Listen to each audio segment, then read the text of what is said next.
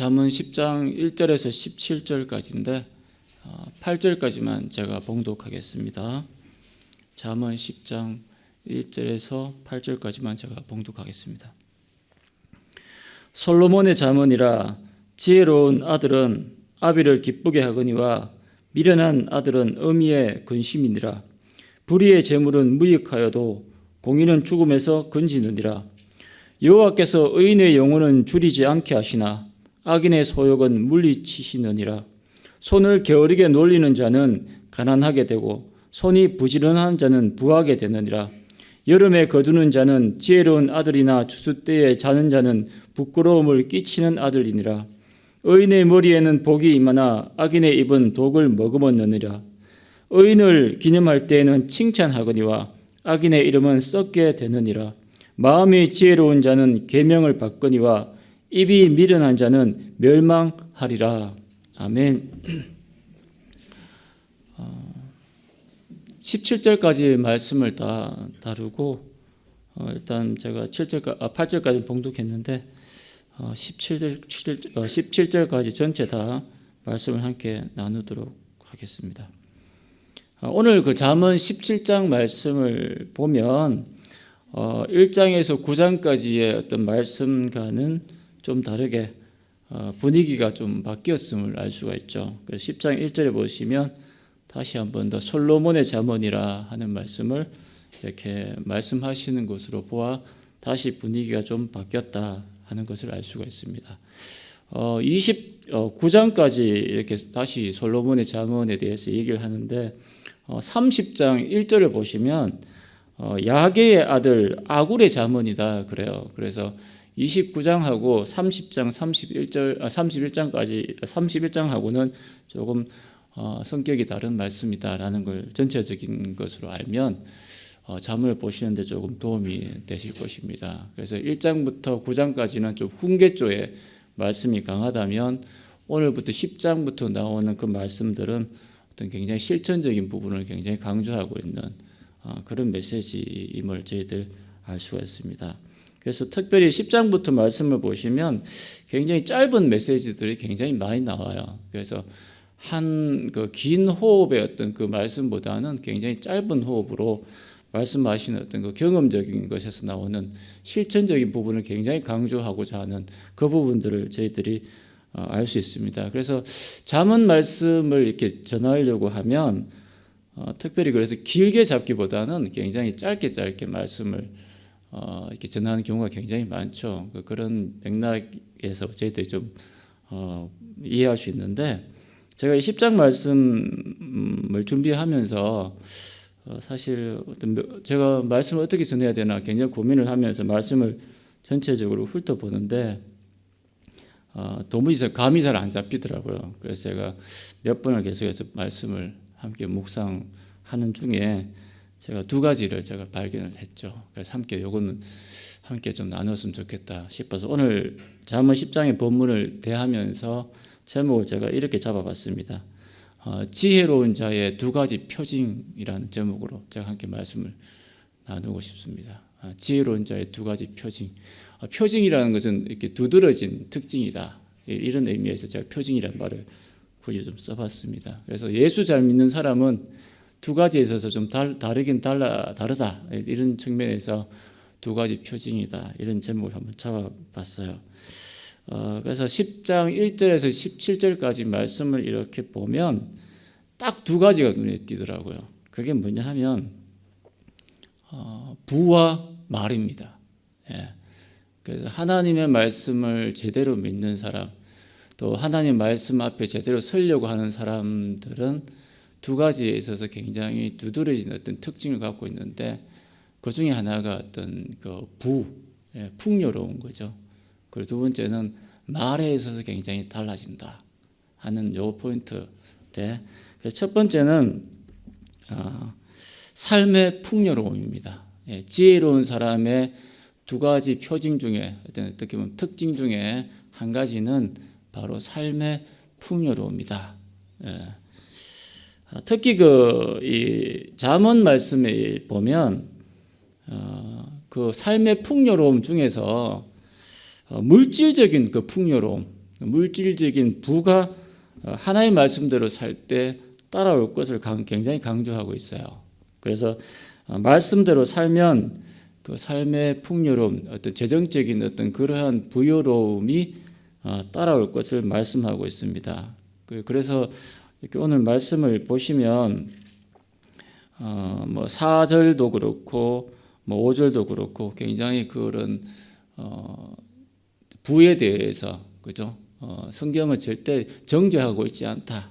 그래서 특별히 굉장히 부하게 되는 것에 대해서 성경은 어떻게 보면 굉장히 강추하고 있다. 이렇게 봐도 무방하죠. 그래서 특별히 세계적인 거부라고 할까요? 어떤 세계적인 큰 손을 보면 유대인들이 특히 많습니다. 이런 것과도 무방하다고 볼 수는 없는 거죠. 굉장히 유대인들 중에 굉장히 경제적으로 앞서 나가는 사람들이 굉장히 많아요. 특별히 이런 측면을 보면 하나의 말씀대로 살고자 하는 어떤 율법대로 살고자 하는 뭐 신약에 와서 어떤 율법이란 말을 굳이 쓰는 어떤 그런 입장에서 좀 다른 의미도 있겠지만 특별히 하나의 말씀을 붙잡고 살아가는 하나님의 사람들은 경제적인 어떤 부에 대해서도 사실 그렇게 무관하지 않다 하는 것을 좀 강조하고 싶은데 문제는 뭐냐면 예수 믿는 우리들 중에서도 특별히 그리스도인들이 어떤 잘못된 생각을 하냐 하면 바로 이 점입니다. 굉장히 그 부에 대해서 물질적인 부에 대해서 부정적이고 좀 혐오스럽게까지 생각하는 경우도 있어요. 이런 말씀 있잖아요. 부자가 천국 가는 것이 낙타가 바늘기에 들어가는 것보다 더 힘들어. 그래? 이렇게 되는 거죠. 그리고 거지 나사로는 천국 갔는데 부자는 지옥 갔잖아. 그러니까 돈이 많으면 안 되는 거야. 이런 식으로 해서 어떤 뭐 그런 경제적인 부라든지 물질적인 부를 추구하는 삶에 있어서 굉장히 부정적으로 생각하는 경향이 있어요. 그런데 이것은 균형을 조금 잘못 잡는 겁니다. 뭐든지 균형이에요, 균형. 신앙은 균형입니다. 너무 한쪽으로 치우치면 안 돼요. 그래서 돈은 사실 가치 중립적인 거예요. 돈이 뭐가 잘못이 있어요. 그렇죠? 그래서 그 가치 중립적인 어떤 부에 대한 개념, 돈에 대해서 예수 믿는 우리가 너무 부정적으로 생각하는 것은 한쪽으로 치우친 어떤 신앙관이다라고 볼 수 있습니다. 돈은 일만하게 뿌리다. 맞습니까? 틀렸습니까?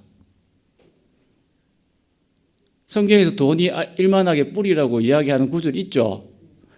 예, 있다고 하시는 분들은 지금 뭔가 알긴 아는데 돈이 일만하게 뿌리라고 하지 않고 돈을 사랑함이 일만하게 뿌리라고 되어 있어요. 돈이 잘못이 없어요. 돈을 사랑하는 그 탐욕적인 우리의 태도가 문제가 있는 거지. 그래서 그것이 디모데전서 6장 10절에 나옵니다. 그래서 돈을 사랑함이 일만하게 뿌리다 그랬어요. 그래서 돈을 너무 추구하다 보니까 하나님도 있고 말씀도 있고 기도도 있고 전도도 있고 예배도 있고 그 근심과 염려로 가득 차 있는 그런 인생이 문제가 있다 이렇게 얘기하는 거예요. 그래서 우리가 될 수만 있다면 어떤 돈의 재정적인 여유가 있는 게 좋습니다. 예, 하나님께서 우리 예수 믿는 우리가 가난하게 살기를 원하시는 분이 아니시라는 것을 저는 확신해요. 근데 물론 하나님 특별한 이유로 어떤 그러한 물질적인 가난함을 허락하실 때도 있겠지만 우리가 예수 믿는 우리는 최선을 다해야 되고 열심히 살아야 되는 건 맞습니다. 예. 그래서 15절 보겠습니다. 잠언 10장 15절 보시면 부자의 재물은 그의 무엇이라고 되어 있습니까? 견고한 성이요 그러잖아요. 그래서 부자의 재물은 그의 견고한 성이요 가난한 자의 궁핍은 그의 멸망이다 이렇게 이야기하고 있습니다. 그래서 이런 말씀을 들으면 우리는 굳이 이 말씀을 자꾸 또 비틀려고 해 보면은 하나님이 우리를 지켜주시지 뭐가 그렇게 뭐 재물이 지켜주냐고. 예? 이것도 균형을 잃은 하나의 성경적인 관점이죠. 예? 일반적인 의미를 얘기하는 거예요. 일반적인 의미를. 예? 이걸 너무 굳이 막 그렇게 따지면 뭐 제가 굳이 아침 새벽부터 말씀을 드리려고 한 가지는 이런 분도 있잖아요. 하나님이 지켜주시는데 뭐 보험 넣는 것도 뭐가 필요하냐고. 보험 그런 거 필요 없다고. 하나님 정말 제대로 믿는 사람들은 보험도 넣지 말고 그렇게 하나님을 의지하면서 살아야 된다고. 이렇게 얘기하시는 분들도 있더라고요. 믿음이 굉장히 좋으신 분이죠, 사실은. 굳이 뭐 그렇게 왈가불가할 그거는 아닌 것 같은데, 제 같은 경우에는 보험을 넣는 것도 하나의 어떤 삶의 지혜라고 생각합니다. 예를 들면 몸이 아프면 왜 병원에 왜 가요? 하나님 의지하는 사람들이 목사님한테 와서 기도해 주세요라고 기도하면 이렇게 이야기하면 되지. 그런 것 같은 거예요. 하나님께서 어떤 일반 은총적인 어떤 그런 측면에서 우리에게 주신 것들에 대해서 우리가 나름대로 그걸 활용할 수 있는 지혜가 필요하다고 생각합니다. 그래서 너무 그거를 극단적으로 막 치우쳐서 하나님 의지하면 뭐 하나님만 바라보는 식으로, 다른 거 다 필요 없다라는 식으로 그렇게 나가는 건 지혜롭지 못한 겁니다. 그런 의미에서 이 부도, 재정적인 풍요로움도 굉장히 우리가 누릴 수만 있다면 좋다고 저는 생각해요. 욥도 부자였잖아요. 아브라함도 부자였어요.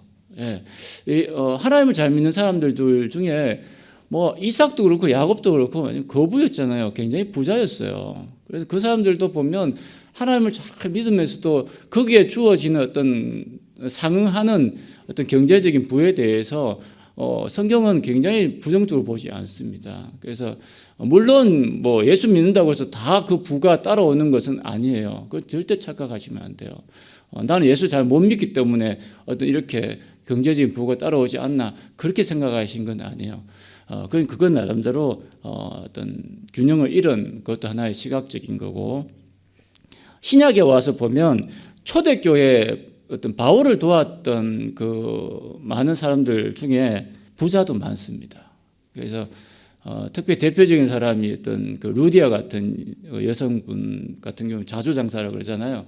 옷감 그 원료를 댔던 어떤 상사꾼으로서 그만큼 돈이 있었다는 걸 의미하는 거겠죠. 그래서 그만큼의 예수 잘 믿는 사람들 중에서도 굉장히 부가 굉장히 따라왔던 사람들도 있으니까 우리가 그런 균형을 절대 잃으면 안 됩니다. 그리고 그러한 물질적인 어떤 부가 나에게 주어지지 않더라도 하나님 말씀대로 살면 영혼이 풍요로워집니다. 삶의 여유가 있어요. 이게 다른 거예요. 그래서 오늘 말씀을 보시면은 3절 보겠습니다. 여호와께서 의인의 영혼은 줄이지 않게 하신다 그랬지 않습니까? 그래서 영혼은 줄이지 않게 하신다 그랬고, 그래서 그리고 이러한 말씀을 보면은 굉장히 우리 삶에 어떤 여유가 있는 삶을 살게 된다라고 얘기하고 있는데, 요한복음 10장 10절에 보시면 예수님께서 하신 말씀이 내가 온 것은 양으로 생명을 얻게 하고 더 풍성히 얻게 하려는 것이라. 예수님의 오심도 우리로 말미암아 생명을 얻게 할 뿐만 아니라 그 생명을 풍요로운 삶, 풍성한 삶을 누리게 하시기 위해서 이 땅에 오셨어요. 아멘. 이 예수님 말씀이에요. 그래서 내가 예수님을 잘 믿으면 삶이 풍요로워집니다. 정신적으로도 그렇고 심리적으로도 그렇고 내 삶 속에 마음의 여유가 생긴다는 거예요. 빌립보서 4장 12절에서 13절 보시면 사도 바울이 감옥 안에서 썼지 않습니까? 나는 비천에 처할 줄도 알고 풍부에 처할 줄도 알아 모든 일 곧 배부름과 배고픔과 풍부와 궁핍에도 처할 줄 아는 일체의 비결을 배웠노라. 13절 유명한 구절이죠. 내게 능력 주시는 자 안에서 내가 모든 것을 할 수 있느니라. 예수 잘 믿는 사람, 하나님 말씀대로 살려고 몸부림치는 사람은 세상 속에서 누리지 못하는 풍요로움을 누리게 되어 있다. 마음의 여유가 있습니다. 내가 비록 가진 게 없어도 몸이 좀 아플지라도 그 마음속에 하나님을 바라보고 하나님을 향해 기도하는 그 모든 것들 삶 속에 여유가 있어요. 왠지 달라요. 더더욱 어떤 경우까지 나가냐면 나도 힘들지만 나보다 더 힘든 사람이 어깨를 두들겨 주시는 여유가 있더라고요. 그래서 하나님의 말씀대로 살고 예수님의 말씀을 잘 따르는 어떤 그러한 사람들 보면 삶이 풍요로워집니다. 그래서 지혜로운 자의 두 가지 어떤 그 특징, 그 표징 중에 하나가 바로 이런 삶의 풍요로움이다. 그래서 내 자신을 한번 돌아봤으면 좋겠습니다. 내가 너무 예수 믿는다고 하면서도 무엇이 없다라고 늘 그렇게 생각하고 나는 참 예수 믿으면서도 이렇게 예수를 잘 못 믿나 어떤 그런 생각도 하실지도 모르는데 그게 아니라는 것이죠. 사도 바울은 감옥 안에서도 감사가 넘치고 찬양이 넘치고 물론 이러한 경지까지 나아가기가 사실 쉬운 건 아니에요. 그런데 예수 잘 믿는 사람은 뭔가 달라도 달라요. 여유가 있습니다. 그것이 물질적인 어떤 부의 여유가 아니라 삶 속에 그 모든 것들을 이겨낼 수 있는 여유가 있는 거예요. 두 번째, 지혜로운 자의 그 두 가지 표징. 두 번째 뭐냐 하면 말의 온전함입니다. 말의 온전함. 지혜를 어떤 실천하는 측면에서 특징 중에 두드러진 특징이 바로 말입니다. 예수 잘 믿는 사람은 말이 다릅니다. 말이 달라요. 믿음이 좋고 나쁘고 어떻게 하느냐 말하는 거 보면 압니다. 이 사람 믿음이 참 좋은 사람이구나. 이 사람 말하는 사람 믿음이 별로구나. 이런 거 보면 어떻게 알 수 있냐. 말을 하는 거 보면 압니다. 그 사람의 인격의 완성은 뭐다? 말에 있다. 그렇지 않습니까? 오죽했으면 인격의 완성이 말이라고까지 하겠습니까? 말하는 게 그만큼 힘들고 말하는 게 그만큼 굉장히 시간이 필요한 거고 그렇다는 얘기죠. 야고보서 3장 2절에 보면 우리가 다 실수가 많으니 만일 말에 실수가 없는 자라면 곧 온전한 사람이라 이렇게 얘기하고 있어요. 말에 실수가 없으면 말을 잘 다스릴 줄 아는 사람이 온전한 사람, 성숙한 사람, 예수 잘 믿는 사람이다 이렇게 얘기하고 있습니다. 그만큼 신앙생활을 할 때 말이 그만큼 중요하다는 거죠. 출애굽한 이스라엘 그 백성들이 광야에서 이렇게 하나님한테 왜 징계를 받았습니까? 말에 있잖아요. 말에. 혀를 잘못 굴려가지고 하나님한테 징계받았잖아요. 입만 열면 불평, 입만 열면 불만, 입만 열면 원망. 나를 죽이려고 여기까지 데리고 왔나. 목말라 죽겠다. 배고파 죽겠다. 그래 또 먹이니까 또 뭐라고 합니까? 이젠 고기를 좀 달라. 입만 열면 원망이고, 입만 열면 불평이고. 그러니까 징계받는 거예요. 6절 보겠습니다. 10장 6절에 보시면 의인의 머리에는 복이 임하나 악인의 입은 무엇을 머금었느니라? 독을 머금었다. 독을 머금었다. 그죠? 11절 보겠습니다. 악인의 입은 생명의 샘이라도 악인의 입은 똑같죠. 독을 머금었느니라. 그래서 이 악인의 입은 독을 머금었다. 여기서 머금었다라는 것은 영어로 cover, 덮는다 이렇게 되어 있어요. 그래서 이 악인의 입은 독을 이렇게 품고 있는 거예요. 덮고 있다는 얘기죠. 그런데 12절 말씀 보시면 미움은 다툼을 일으켜도 사랑은 모든 허물을 가리느니라 그랬죠. 여기서 가린다는 말이 커버예요. 똑같은 말을 쓰고 있는 거예요. 그래서 이 모든 허물을 가리워줘야 될 어떤 그러한 혀가 가리지 못하고 독을 덮고 있다는 거예요. 독을 가리고 있다는 얘기죠. 그래서 이 혀를 제어하지 못하면 입을 열면 가리웠던 그 독이 막 뿜어져 나오는 거예요. 사람을 죽인다고요. 네가 하는 게 뭐야? 제대로 하는 것도 없고 말이죠. 나가 죽어라. 그리고 옛날 분들은 그냥 말이라도 헛말을 그렇게 하시지 않습니까? 그러다 보니까 자녀들도 그렇고, 사니 못 사니 그러고 말로 그냥 사람을 그냥 이리 던졌다가 저리 던졌다가 말 한마디에 죽고 살고 막 그러지 않습니까? 독이 막 뿜어져 나온다고요. 그게 무서운 게 입이라 입. 그러니까 12절 보시면은 미움과 다툼 이런 것들이 그런 모양새로 드러날 수 있는 거죠. 어떻게 보면. 자, 8절 보겠습니다. 8절 보시면 후반절 보겠습니다.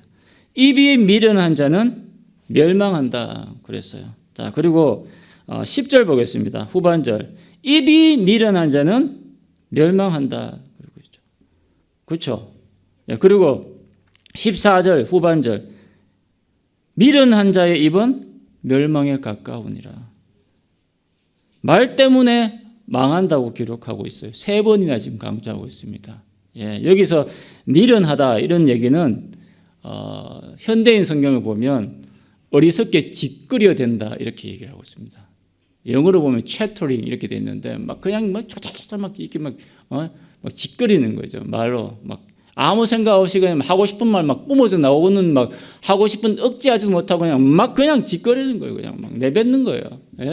그런 사람들은 어떻게 된다? 결과가 멸망한다. 말 한마디 때문에 멸망하는 거예요. 말 한마디 때문에. 말을 잘못해가지고. 그만큼 얼마나 말이 중요하냐 이거예요. 혀는 곧 불이요. 그렇게 얘기했지 않습니까? 불의 세계라. 그 사르는 것이 지옥불에서 나온다. 이렇게 하고 있지 않습니까? 얼마나 무서워요. 혀가 막 지옥불에서 나오는 불처럼 막 사른다 이겠어요. 잠언 말씀은 독이 막 가득가득 숨겨져 있고 가려져 있는 수준이라고 이야기하고 있지 않습니까? 얼마나 이 말하는 것이 조심하고 또 조심해야 되느냐 하는 얘기죠. 교회 안에서, 직장 안에서, 가정 안에서 왜 상처받습니까? 인간관계가 왜 힘듭니까? 대부분 말입니다. 대부분 보면 말 때문에 사람들이 상처받고 말 때문에 힘들어해요. 대부분 말 한마디 잘못해가지고 사람들이 힘들어하는 거예요. 그만큼 신앙생활에 있어서 말은 굉장히 절대적이다시피 중요한 요소다 이 얘기입니다.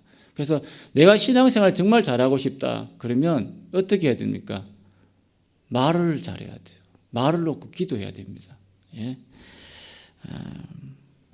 그래서 8절 보겠습니다. 8절 보시면 마음이 지혜로운 자는 계명을 받거니와 입이 미련한 자는 멸망하리라 그랬지 않습니까? 그래서 입이 미련한 자의 반대 개념으로 마음이 지혜로운 자는 이렇게 얘기하고 있는데 요 마음이 지혜로운 자는 다른 말로 말하면 입이 미련하지 않은 자는 이렇게 바꿔 말할 수도 있겠죠.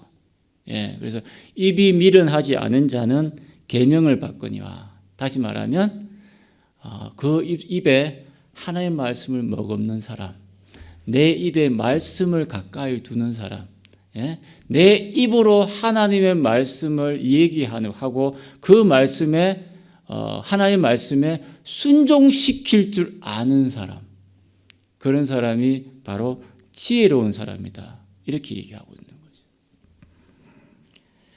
이 말씀들을 보면요, 지혜로운 자, 하나님의 말씀대로 살려고 하는 사람, 예수 잘 믿는 사람들의 공통적인 한 가지는 하나님의 말씀에 나의 입을 순종시키고 길들일 줄 아는 사람입니다. 이 입이 믿음의 도구라는 사실을 인정하는 사람, 이 입을 통하여 오직 하나님께 영광을 돌릴 줄 아는 사람, 다른 사람들을 미워하고 질투하고 시기하고 저주하고 그런 데 사용하는 것이 아니라 오직 하나님의 그 말씀의 믿음의 도구로 사용되어질 수 있는 그런 입이 지혜로운 사람의 입이라는 거예요. 내 입을 통하여서 다른 사람이 격려되어지고 위로받고 힘을 얻고 하나님께 영광을 돌리고 찬양하고 얼마나 좋습니까? 이런 게 굉장히 중요한 거예요. 사람을 죽이고 살리는 게 말씀이 있다고 얘기하는 거예요. 예수님께서도 이 말씀으로 사람을 살리셨지 않습니까? 아멘? 일어나라 말 한마디에 그냥 일어나잖아요. 하나님께서도 이 말씀으로 천지를 창조하셨지 않습니까? 있으라 하니까 있잖아요. 그러니까 말씀이 엄청난 어떤 그런 힘이 있는 거예요. 나의 삶 속에서도 이 입을 하나님 말씀대로 길들이게 하여 주시옵소서 기도해야 됩니다. 이것이 온전한 사람의 특징입니다.